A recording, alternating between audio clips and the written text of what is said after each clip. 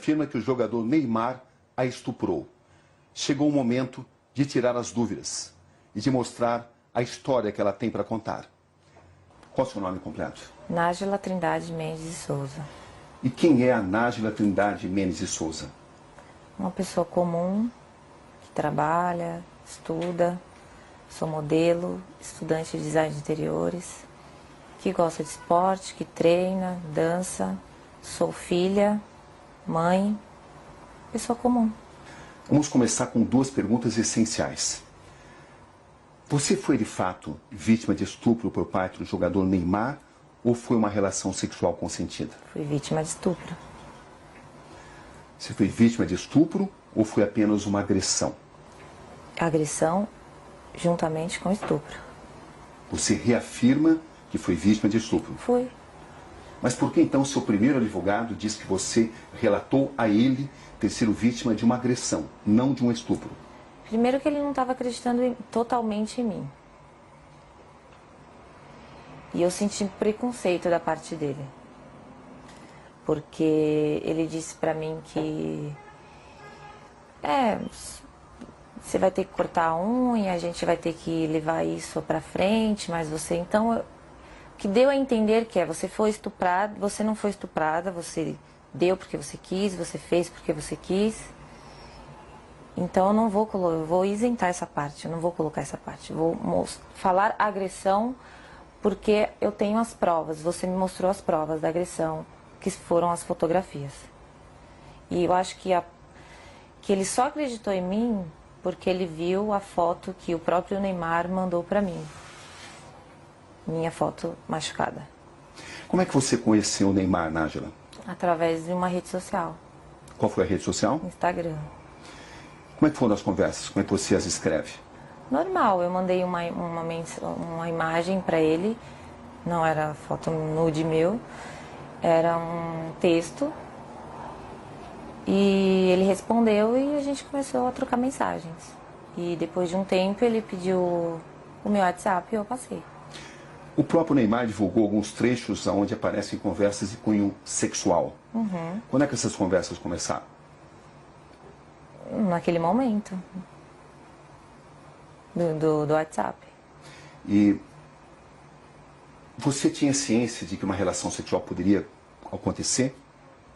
Sim, o meu intuito era esse. Era o seu intuito? O meu intuito era ter uma relação sexual com ele. Desde quando você passou a pensar dessa forma? Quando eu comecei a falar com ele. Em que situação você viajou para Paris para encontrar o Neymar? Não, quem é que pagou a passagem? Ele. Ele pagou. E as suas despesas, quem pagou? Ele, do hotel. Isso ficou claro desde o início? Não, a gente conversou, eu conversei com ele como uma pessoa comum. Eu queria, era um intuito sexual, era um desejo meu. Acho que ficou até claro para ele isso. E ele perguntou quando eu poderia ir e eu disse, no momento eu não posso, questões financeiras, eu não podia ir. E também questão da minha agenda, do meu trabalho, enfim. E daí ele sugeriu, tá, mas eu posso resolver isso. E aí eu fui com a passagem. Você levou dinheiro seu também? Levei. Você viajou para Paris com que expectativa, Nájila? De ficar com ele, de encontrar com ele. Isso De incluía realizar uma um desejo possível... meu. Isso incluía uma possível relação sexual? Obviamente. Você pensava nisso? Sim. Estava preparada para isso? Estava. Era algo já consentido, consensual entre vocês? Era. Quando você chega a Paris, o que acontece? Eu vou pro hotel, ele me manda mensagem falando que ia para uma festa e que ia passar lá antes para me dar um beijo, para me cumprimentar antes de ir nessa festa. E a partir disso, o que acontece? Eu tinha um desejo de ficar com o Neymar. E quando eu chego lá, tava tudo bem, tava tudo legal as mensagens. Uhul, eu ia conseguir, entendeu? Só que quando ele estava agressivo, totalmente diferente daquele cara que eu conheci nas mensagens. Até aí, tudo bem. Como eu tinha muita vontade de ficar com ele, falei, ok, vou tentar manejar aqui. E a gente começou a trocar carícias, começou a ficar, a se beijar. E daí ele me despiu. Eu não Até achei... então foi tudo consensual? Foi. Até aí tudo bem. Sim. Só que depois ele começou a me bater. E eu falei assim, nos primeiros, ok, tava tudo certo. Só que depois começou a me machucar muito. E eu falei, para. Você falou isso de forma clara? Falei, para, está doendo. E ele falou, desculpa, linda. Ok, continuamos. Deitados na cama, rolando e tal. Eu falei, você trouxe preservativo? Porque eu não tenho. E ele disse, não. Eu falei, então não vai acontecer nada além disso. Porque não podemos. Qual foi a resposta dele? Ele não respondeu nada. E a gente continuou. E ele me virou, cometeu o ato, e eu pedi para ele parar.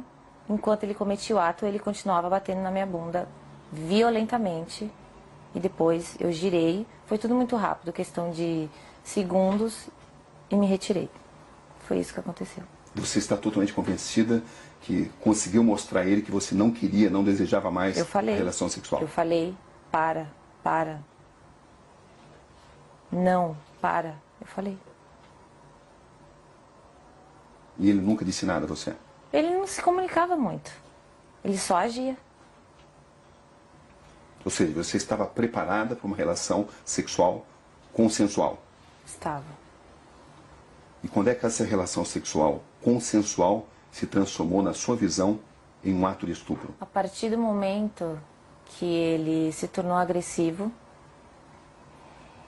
a partir do momento que eu perguntei para ele se ele tinha levado o preservativo, que eu não tinha, e ele falou que não, e eu falei para ele, então não podemos.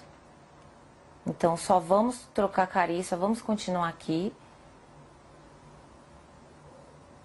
E ele concordou, com o silêncio eu entendi como concordância. E quando ele me virou, ele já foi cometendo o ato. Então assim, ele não entrou em um acordo comigo, não, eu não trouxe, mas eu tô afim, eu quero. Não, ele ficou calado. Então para mim, ele tinha entendido que não poderíamos ir além daquilo do que já estávamos fazendo. Ele te obrigou a manter relação sexual? A partir do momento que ele me segurou violentamente me batendo, ele estava me obrigando a ficar ali naquele lugar. Sem uso de preservativo? Sem uso de preservativo. Foi assim que aconteceu a relação sexual? Foi assim que aconteceu. Depois, quando eu saí da cama, quando eu me levantei e fui pro banheiro, eu não acreditei, foi tipo uma decepção. E eu fiquei estarrecida, então assim, eu não consegui falar nada pra ele. Não consegui xingar, não consegui chorar, não consegui falar nada. Eu só fiquei em estado de choque, assim. E depois ele levantou, foi pro banheiro, e quando ele entrou por uma porta, eu saí por outra.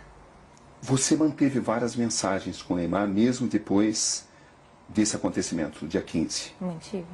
Por que você continuou conversando com alguém que a estuprou? Porque primeiro que eu tive que assimilar tudo. Todo o acontecimento. E quando ele saiu do quarto, e eu comecei a entender tudo o que tinha acontecido comigo, e como ele foi estúpido, como ele foi ruim, como ele me violou e me violentou, eu quis fazer justiça.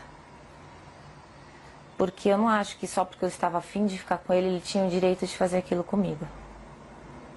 Então, no primeiro momento, eu não consegui reagir devido aos traumas. E depois eu sabia que se eu não falasse com ele normalmente, fingindo que eu não tinha entendido o que aconteceu, ele não iria mais falar comigo.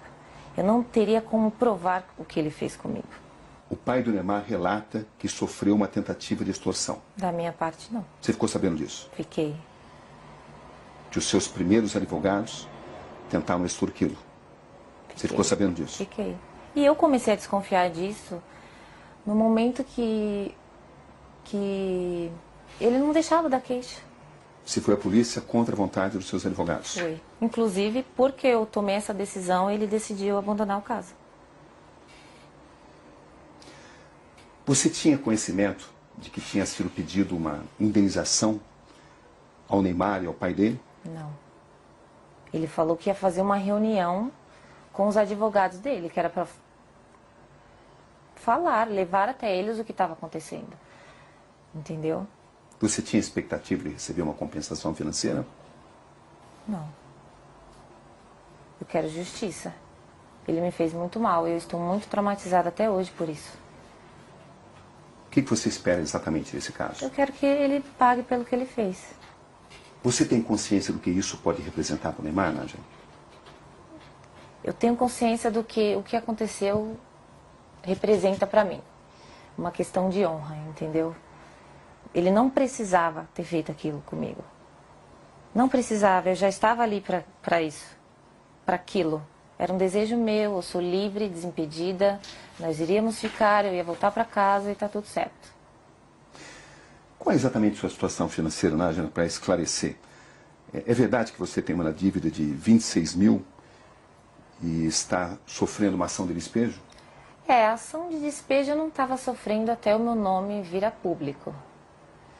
Né? Então, mas eu tinha um acordo sim para fazer, eu deixei acumular, é minha única dívida, e do colégio que eu estava estudando, que por motivos pessoais eu tranquei. É verdade que você deve 4 mil reais ao colégio onde você estudava, à faculdade? Uhum, é verdade. As pessoas têm usado essas informações para alegar que você queria resolver a sua situação financeira. Você tem consciência disso, né? Tem. Eu fiquei sabendo, mas Como é olha... que você reage a isso? Eu acho que teria uma forma mais fácil e mais rápida do que todo esse auê, todo esse escândalo. Eu acho que eu não preciso disso. E até o Neymar para poder conseguir dinheiro. Tem muitos trabalhos, muitas coisas para fazer. Eu não ia me expor dessa forma. Não tem lógica, não tem sentido. Para arrancar dinheiro do Neymar. Desculpa, eu não preciso disso.